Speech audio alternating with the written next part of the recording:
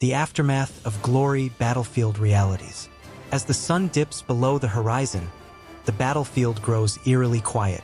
The clang of swords and the shouts of warriors are replaced by the soft rustle of the wind and the ominous cries of scavenging crows. Among the littered bodies and shattered shields, the Roman legions begin their next great challenge, one that demands as much discipline and strategy as the battle itself. What happens when the fighting stops? Today, we uncover the untold stories of how the Romans cleaned up after their victories, and what these actions reveal about their unmatched dominance in the ancient world. The moments after a Roman victory were as haunting as the battle itself. Imagine standing on a field strewn with the wreckage of war, broken weapons, torn standards, and countless bodies of friend and foe alike. For the survivors, this eerie silence carried the weight of relief, grief, and a grim determination to restore order. The Romans were masters of discipline, and this extended to the aftermath of battle. While other armies might dissolve into chaos or retreat to celebrate, the Romans treated the aftermath as an extension of the campaign. Historians like Onisander described the importance of tending to the fallen as both a practical necessity and a moral obligation. For the Romans, the battlefield was not just a place of death, but also a stage for reaffirming their values: piety, discipline, and respect for tradition. Modern parallels can be drawn to how militaries today handle post-combat situations. From documenting casualties to clearing debris, the focus remains on restoring order. Yet, the Romans did it with a level of organization that was astonishing for their time. The first and most urgent task was to search for wounded comrades. Every life saved was not only a human victory but also a military one. Each soldier returned to the ranks spared Rome the expense and time of training a replacement. Roman soldiers trained for war, but the moments after a battle tested their humanity. Picture this: groups of men, weary and battered, combing through piles of bodies, searching for any signs of life. For some, this task was a grim race against time. Infections set in quickly, and untreated wounds could be as deadly as the enemy's sword. The Medici, Rome's version of battlefield medics, played a critical role here. Using techniques that would influence medicine for centuries, they performed emergency surgeries, cauterized wounds, and crafted salves from herbs. These medics weren't mere healers, they were essential cogs in the Roman war machine. Historically, we know of cases where Roman medics performed remarkable feats. For instance, Pliny the Elder wrote about soldiers recovering from arrow wounds thanks to advanced surgical techniques. Some of these methods, like using honey as an antibacterial agent, are still acknowledged in modern medicine. The Romans believed that how the dead were treated reflected on the living. Leaving bodies to rot was not only disrespectful but could demoralize the army. Onisander's writings highlight the psychological importance of ensuring soldiers knew their bodies would not be abandoned if they fell in battle. For rank-and-file soldiers, this often meant being buried in mass graves or cremated on pyres. The practicalities of war sometimes clashed with the ideals of Roman tradition, but generals knew that a proper send-off, even a hasty one, was vital. Interestingly, the Romans had a voluntary system where soldiers could pay for a tombstone during their lifetime. This ensured that even if their remains were lost, their comrades would erect a marker in their honor. Thousands of these tombstones have been unearthed, providing historians with a wealth of information about individual soldiers, their ranks, and even their families. One such example is the tombstone of Marcus Caelius, a centurion who perished in the disastrous Battle of Teutoburg Forest. His marker, found years later, became a symbol of Rome's resilience and commitment to honoring the fallen, even in the face of defeat. While the Romans revered their dead, they were also acutely aware of the dangers posed by decomposing corpses. Disease could spread rapidly in the aftermath of battle, and time was of the essence. Expedient measures like mass graves or large-scale cremations were often necessary. This pragmatism extended to the treatment of enemy dead. While Roman soldiers were buried with respect, the bodies of uncivilized foes were often left to rot as a message of dominance. However, noble or high-ranking enemy combatants might receive a different fate, especially if their bodies could be ransomed or used as political tools. Modern archaeology has unearthed fascinating evidence of these practices.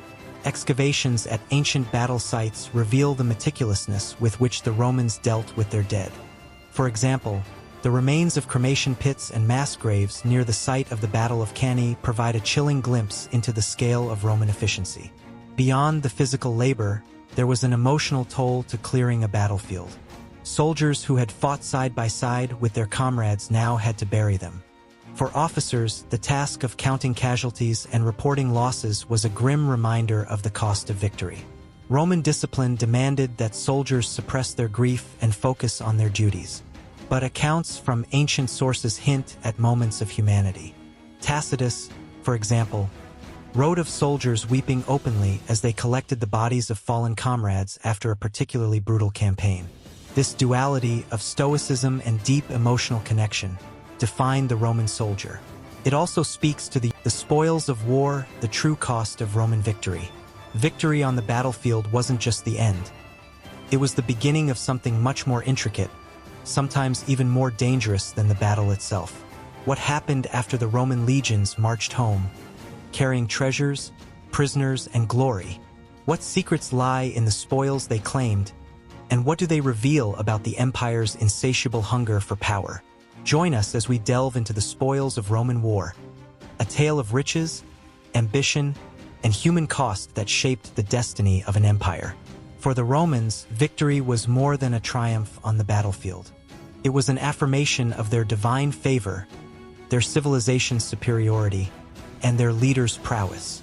Yet, victory came with its complications, managing the vast wealth, resources, and prisoners acquired from conquered lands. Ancient historians like Livy and Polybius often glorified these triumphs, describing parades with lavish displays of loot. Gold, silver, exotic animals, and enslaved people were paraded through Rome's streets, turning victory into a spectacle that solidified the emperor or general's popularity.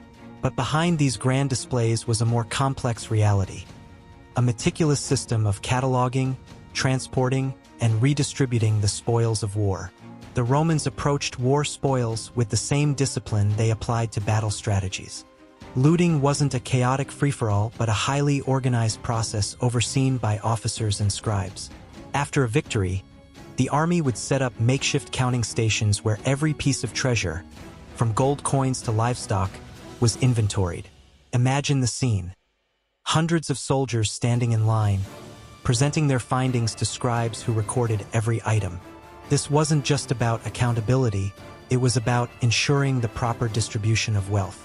Generals like Julius Caesar famously kept detailed records of spoils, using them to justify expenditures and reward loyalty among their troops. Interestingly, modern historians have uncovered evidence of these records in ancient inscriptions and texts. For example, the booty taken from the sack of Jerusalem in 70 CE was so extensive that it funded the construction of the iconic Colosseum. The Arch of Titus in Rome still depicts the treasures of the Jewish temple being carried away, a chilling reminder of the scale of Roman conquest. The division of spoils was a delicate balancing act.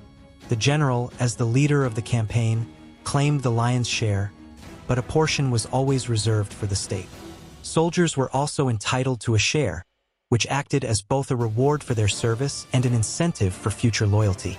This distribution wasn't without controversy. Cases of disputes over loot appear in historical records, revealing the tensions that could arise within the ranks. However, Rome's leadership often used the promise of spoils to maintain morale.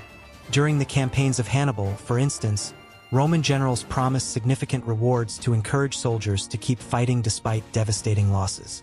But there was a darker side to this wealth. Soldiers who struck it rich often squandered their fortunes quickly. Roman society, with its stark class divisions, left little room for the lower classes to rise permanently through wealth. As a result, many veterans found themselves back in poverty within a few years, relying on state-granted farmland to survive. Among the most profitable spoils of war were the prisoners taken from defeated enemies. The Roman economy thrived on slavery, and military conquests provided a steady supply of laborers. Entire populations were sometimes sold into slavery, generating immense wealth for the generals and merchants who facilitated the transactions. Take the example of the Third Servile War, led by Spartacus. While the war is often remembered for the rebellion of enslaved gladiators, it also highlights the scale of Rome's reliance on human spoils. After suppressing the revolt, the Romans crucified thousands of prisoners along the Appian Way as a stark warning. But beyond the battlefield, the surviving captives were auctioned off, fueling Rome's economy and reinforcing its class system. From a historical perspective, the sheer scale of this practice is staggering. Modern estimates suggest that at the height of its power, Rome's population included millions of enslaved individuals, many of whom were war captives. These individuals worked in fields, mines, and households, contributing to the empire's wealth while enduring unimaginable suffering. The Romans didn't just take material wealth, they also claimed cultural treasures. Statues, paintings, manuscripts, and even entire libraries were transported to Rome, where they became symbols of the empire's power and sophistication. This practice wasn't purely materialistic, it was ideological. By appropriating the cultural achievements of their enemies, the Romans asserted their dominance not only militarily but also intellectually. For example, after the conquest of Greece, Roman elites eagerly collected Greek art and literature, integrating them into Roman culture. Cicero famously remarked on the paradox of captive Greece capturing her savage conqueror, highlighting the deep influence Greek culture had on Rome. Yet, this cultural appropriation came at a cost. For the conquered peoples, the loss of cultural artifacts represented a profound humiliation and a lasting reminder of their subjugation. In modern terms, this practice mirrors debates about the repatriation of artifacts from museums back to their countries of origin. While the spoils of war brought immediate benefits, they also had long-term consequences for Rome. The influx of wealth and slaves widened the gap between rich and poor, creating economic and social tensions. Wealthy landowners bought up vast estates worked by enslaved laborers, driving small farmers into debt and poverty. This concentration of wealth contributed to the rise of populist leaders like Julius Caesar, who leveraged the discontent of the lower classes to gain power. Ultimately, the societal imbalances exacerbated by war spoils played a role in Rome's transition from republic to empire, a transformation marked by civil wars and political upheaval. Beyond the material and cultural gains, the spoils of war had a psychological impact on both the conquerors and the conquered. For Roman soldiers, the promise of wealth and glory was a powerful motivator, but it also led to a culture of excess and corruption among the elite. On the other hand, the conquered peoples faced a loss of identity. The price of survival, stories of resilience and rebellion. What happens when the dust of conquest settles? For the Romans, victory was only the beginning. But for the conquered, it was a matter of survival, adapting, resisting, or finding ways to thrive under the weight of oppression. How did individuals and societies navigate life under Roman rule? And what lessons can we learn from their resilience and rebellion? Today, we uncover the untold stories of those who defied, adapted, and sometimes even thrived in the face of imperial domination. For the peoples conquered by Rome, the aftermath of war marked the start of a new reality. Their lands, traditions, and political systems were often dismantled, replaced by Roman administration and culture.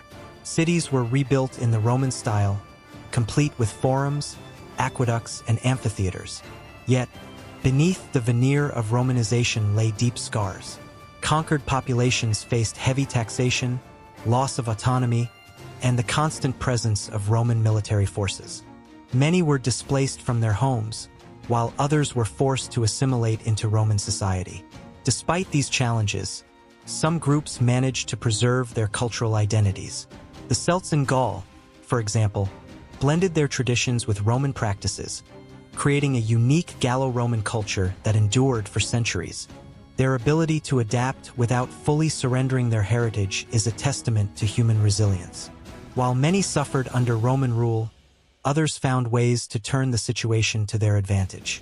Local elites often aligned themselves with Roman authorities, gaining wealth and power in exchange for loyalty. These collaborations helped stabilize newly conquered territories while ensuring that the Romans had allies within local populations. Take the example of King Herod of Judea. Though often vilified in history, Herod was a master of political adaptation. By aligning himself with Rome, He secured his kingdom's autonomy while benefiting from Roman protection and resources. He used this position to undertake grand construction projects, including the rebuilding of the Second Temple in Jerusalem, a symbol of his ability to navigate the complexities of imperial rule. This pragmatism wasn't limited to elites. In Roman Britain, for instance, the native population adopted Roman technologies, architectural styles, and agricultural techniques, improving their quality of life while retaining elements of their identity. This fusion of cultures is evident in archaeological sites like Fishbourne Roman Palace, which combines Roman luxury with British craftsmanship. Not everyone accepted Roman rule. Throughout its history, the empire faced numerous uprisings, led by individuals who refused to bow to its might. These rebellions, though often unsuccessful, reveal the enduring spirit of defiance among the conquered. One of the most famous examples is the revolt led by Queen Boudica of the Iceni tribe in Britain. After suffering brutal treatment at the hands of Roman authorities, Boudica rallied several tribes to her cause, leading a devastating campaign against Roman settlements. Her forces burned Londinium, modern-day London, to the ground, shocking the empire. Though ultimately defeated, Boudica's rebellion became a symbol of resistance against oppression. Her story has been immortalized in literature, art, and even modern British culture, serving as a reminder of the power of defiance. Other notable uprisings include the Jewish revolts in Judea, which challenged Rome's grip on the region. The First Jewish-Roman War, 66 to 73 CE, led to the destruction of the Second Temple but also demonstrated the determination of the Jewish people to fight for their sovereignty. For the millions enslaved by Rome, survival often depended on solidarity and resourcefulness. Enslaved individuals formed tight-knit communities within households, farms, and mines, supporting one another in the face of immense hardship. Rebellion was rare but not unheard of. The most famous example is the Spartacus Revolt, 73 to 71 BCE, in which a group of enslaved gladiators and laborers rose against their masters. Under Spartacus's leadership, they won several victories against Roman forces, inspiring fear throughout the empire. Although the rebellion was ultimately crushed, it highlighted the resilience and agency of enslaved people. Their struggle for freedom continues to resonate, reminding us of the enduring human desire for autonomy and dignity. Even as Rome sought to impose its culture on conquered peoples, many found ways to preserve their identities. Religious practices, local languages, and traditional art forms often persisted, blending with Roman influences to create hybrid cultures. The Dacians, who were conquered by Trajan in 106 CE, offer a striking example. While their kingdom was annexed and their gold mines exploited, Dacian motifs and symbols continued to appear in Roman art and architecture. The Column of Trajan, erected to commemorate the conquest, depicts Dacian warriors with dignity, suggesting that their legacy endured even in defeat. Similarly, in Egypt, the fusion of Roman and Egyptian traditions led to unique cultural expressions. Temples dedicated to Egyptian gods like Isis remained active under Roman rule, and Egyptian-style portraits began appearing in Roman funerary art, reflecting a blending of beliefs. Surviving conquest wasn't just a physical challenge, it was a psychological one. For many, adapting to Roman rule meant reinterpreting their place in the world. Religious and philosophical movements often provided solace, offering frameworks for understanding and enduring the hardships of imperial domination. The rise of Christianity is perhaps the most profound example. Emerging in the Roman province of Judea, Christianity initially appealed to marginalized groups, offering hope and a sense of community. Despite facing persecution, the religion spread rapidly, eventually becoming the dominant faith of the empire. The legacy of Rome, lessons that echo through time. When the last embers of the Roman Empire flickered out, it seemed as though the world's greatest civilization had crumbled into dust. But history teaches us that endings are rarely as final as they appear. Rome's legacy didn't vanish.